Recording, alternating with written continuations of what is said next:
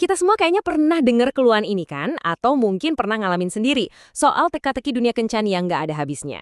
Nah, kali ini kita bakal coba bongkar salah satu pertanyaan paling bikin frustasi dengan sebuah eksperimen pikiran yang mungkin loh ya, bisa mengubah cara pandang kamu selamanya. Yap, ini dia pertanyaan pamungkasnya. Kenapa sih cewek-cewek kelihatannya selalu milih bad boy? Mungkin kedengeran klise ya, tapi ini tuh sumber frustrasi banyak banget pria baik di luar sana. Mereka ngerasa diabaikan, sementara cewek yang mereka suka malah milih cowok yang, ya kelihatannya nggak memperlakukan mereka dengan baik. Jadi, apa sih yang sebenarnya terjadi? Apa cewek sengaja nyari cowok brengsek? Oke, untuk bisa jawab itu, kita geser dulu sedikit. Lupakan dulu soal kencan yang emosional dan ribet. Anggap aja kita lagi ngomongin sesuatu yang jauh lebih logis dan rasional, nyari kerja. Percaya deh, analogi ini bakal bikin semuanya jadi jauh lebih jelas. Coba bayangin skenario ini. Kamu dapat 2 tawaran kerja. Di perusahaan A, bosnya itu idaman banget, super peduli, selalu dukung tujuan kamu, pokoknya bener-bener invest di karir kamu. Sementara di perusahaan B, bosnya cuek abis. Kamu ya cuma dianggap angka aja. Tapi perusahaan B nawarin gaji 3 kali lipat lebih tinggi, cuti nggak terbatas sama benefit yang gila-gilaan. Nah, coba jawab jujur deh. Dengan 2 pilihan ini di depan mata, kamu bakal pilih yang mana? Bos yang super suportif tapi kompensasinya standar, atau paket kompensasi yang luar biasa dengan bos yang, ya gitu deh, nyebelin? Kebanyakan dari kita pasti bakal ngambil keputusan yang sangat rasional di sini. Kemungkinan besar pilihan kamu udah jelas banget kan? Dan disinilah kita mulai nemuin inti masalah dari fenomena pria baik tadi. Ini semua tuh soal ngeliat gambaran besarnya atau apa yang kita sebut paket kompensasi keseluruhan.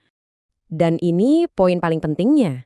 Kalau kamu milih perusahaan B, kamu milih itu bukan karena bosnya nyebalin. Sifat si bos itu bukan nilai jualnya. Nggak ada kan orang yang bangun pagi terus mikir, asik hari ini kerja buat orang yang nggak peduli sama gue? Sifat buruk si bos itu cuma jadi, ya faktor sampingan. Sebuah konsekuensi yang rela kamu terima demi dapat paket yang secara keseluruhan jauh-jauh lebih bagus. Gaji, benefit, cuti, itulah paket kompensasi yang sebenarnya. Sifat si bos cuma detail kecil dari tawaran yang lebih besar. Oke, sekarang waktunya kita bawa lagi logika dingin dari dunia kerja ini kembali ke arena kencang yang panas. Disinilah semua kepingan puzzle-nya bakal nyambung dan masuk akal. Di tabel ini semuanya jadi kelihatan jelas banget. Coba kita lihat ya. Di dunia kerja, paket kompensasi itu kan gaji dan benefit. Nah, di dunia kencan, itu setara dengan penampilan, pendapatan, dan gaya hidup. Itulah tawaran utamanya. Terus, bonus tambahannya, sifat kayak kebaikan, kesetiaan, kecerdasan, itu ibarat misi perusahaan yang keren. Nilai plus, tapi bukan penentu utama. Dan yang terakhir, faktor insidental. Kepribadian brengsek itu, ya persis kayak bos yang buruk tadi. Sesuatu yang bisa ditolerir kalau paket utamanya emang luar biasa. Jadi, ini dia kesimpulannya. Sama kayak para pencari kerja yang rasional, cewek-cewek itu secara alami bakal milih paket kompensasi keseluruhan terbaik yang tersedia buat mereka. Ini bukan soal mereka sengaja milih sifat yang buruk, tapi soal milih paket terbaik yang ada di depan mata mereka. Simpel kan? Nah, ini nih yang jadi peringatan keras tapi penting buat para pria yang ngerasa dirinya pria baik. Kalau kebaikan, kesetiaan, dan kecerdasan adalah tawaran utama kamu, terus kenapa strategi ini seringkali nggak berhasil di pasar ini? Menurut Dr. Orienta Raban yang jadi sumber analisis ini, pria-pria ini seringkali ngerasa nggak bisa bersaing di paket kompensasi utama, kayak penampilan atau pendapatan. Jadinya, ya mereka fokus ke area di mana mereka ngerasa punya keunggulan. Jadi, kenapa fokusnya di situ? Ada 3 alasan utamanya. 1, ya karena mereka ngerasa nggak bisa menang di arena utama yang jadi nilai jual tinggi. 2, dengan nekenin kebaikan, mereka jadi bisa ngerasa lebih unggul secara moral.